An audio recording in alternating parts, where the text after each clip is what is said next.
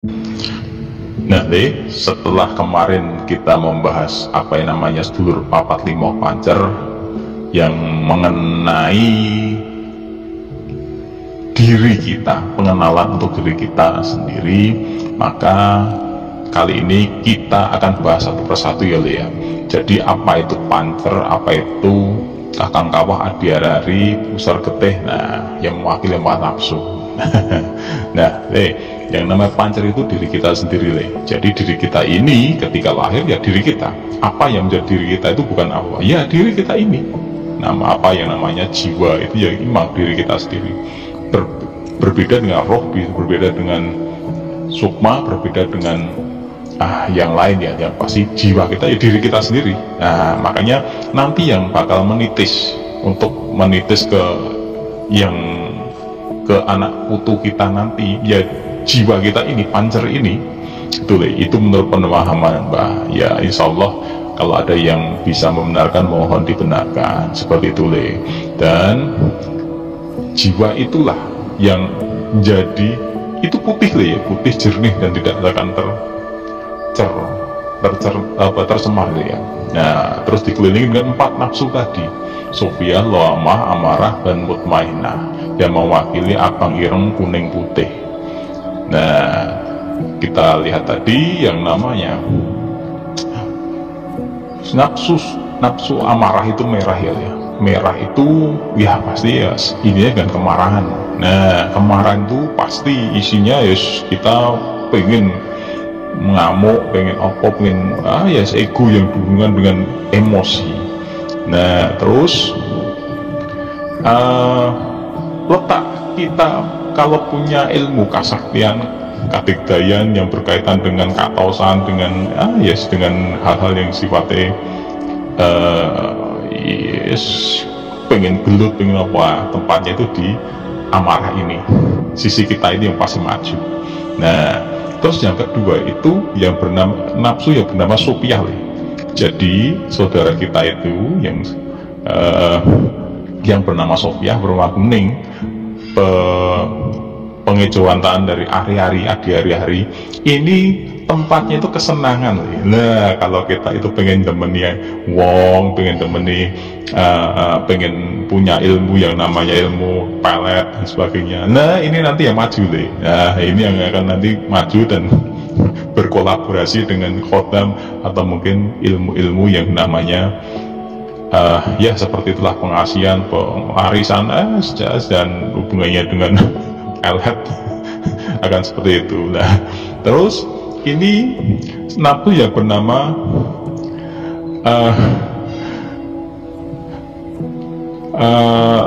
lawamah ya. Lawamah itu warnanya hitam, itu berhubungan dengan pusar. Nah pusar itu tempatnya yos, tempat apa ya, tempat ego yes, tempatnya untuk baik buruk ya. Kita pengennya pengennya pengejaran materi, kita punya angan-angan seperti itu, ngejar yang hubungannya dengan kejayaan, pangkat, derajat, ya seperti itulah tempatnya di situ itu. Kalau nanti ada pengen ya kita kolaborasinya dengan pusar ini atau yang namanya lawamah ya. Nah terus yang saudara kita, sedulur kita yang keempat adalah Mutmainah atau pengejauhan dari kakang kawah atau air ketuban. Nah air ketuban itu berwarna putih. Putih sendiri adalah nafsu suci yang berhubungan dengan keimanan kita dengan pengiran kita ya. Itulah yang namanya Mutmainah, nafsu Mutmainah, pengejauhan dari air ketuban atau kakang kawah. Nah kalau kita sudah pada tingkatan menep, punya ilmu hikmah atau mungkin yang berhubungan sudah tidak melepaskan kehidupan dunia, kakang kawah inilah, nafsu putih inilah, Mutmainah inilah yang akan membawa kita ke hal itu. Nah yang pasti semua nafsu itu diciptakan, semua sifat itu mewakili sedulur kita, empat mata angin empat sifat itu pasti punya fungsi dan kelengkap fungsi untuk diri kita. Tidak mungkin Gusti Allah itu pangeran akhir jagat itu memberikan itu tanpa ada fungsi. Tidak mungkin, pasti dengan fungsinya. Nah, tergantung nanti fungsi itu diarahkan ke mana. Kalau kita, keimanan kita itu tipis, condongnya ke arah amarah dan sufiyah, kesenangan dan isinya amarah. Terus ketika kita itu ngarahnya pengennya ke ego, cita-cita yang pengennya mulu-mulu, nanti arahnya ke lawama. Ya seperti itu, pancar kita akan mesti ngikuti terus. Nah, tugas kita, makanya kita itu ngagemi agama ya. Agama sebagai agaman itu memang untuk mengarahkan kita ke hal yang baik. Akhlak kita, keimanan kita diarahkan ke hal yang baik dan yang benar. Semua agama itu baik, pasti mengajarkan kebaikan. Gitu deh. Nah, terus nanti kalau kita ingin menyatukan ke lima-limanya, bisa enggak? Semua itu sudah bersatu, tinggal kuat yang mana. Jika kita itu seringnya isinya pengen marah-marah terus, ya kita condong dominasi yang merah. Kita seneng-seneng terus pengennya tuku opo, mangan opo, ini nanti kuningnya itu condong.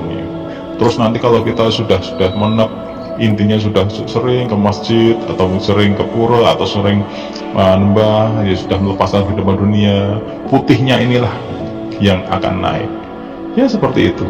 Dan insya Allah semua itu ada manfaatnya dan memiliki yang namanya fungsi spiritual. Makanya dalam kehidupan Jawa pasti yang sifatnya halus seperti ini, orang zaman dulu sudah merumuskan kenapa unsur ini disamakan dengan unsur alam deh. Ya, jadi 4 unsur tadi meliputi mewakili dari 4 mata angin dan 4 unsur alam, yaitu banyu, geni, angin, bumi. Nah, nanti banyu, geni, angin, bumi ini nanti akan kita bahas pada pembahasan berikutnya. Yang pasti semua itu semua aliran pemikiran, baik kejawen, keislaman, kesufian ataupun dari kepercayaan lain, itu pada dasarnya sama, hanya istilahnya saja. Nah, akan kita bahas pada kesempatan besok ya. Nah, semoga ini jadi bermanfaat.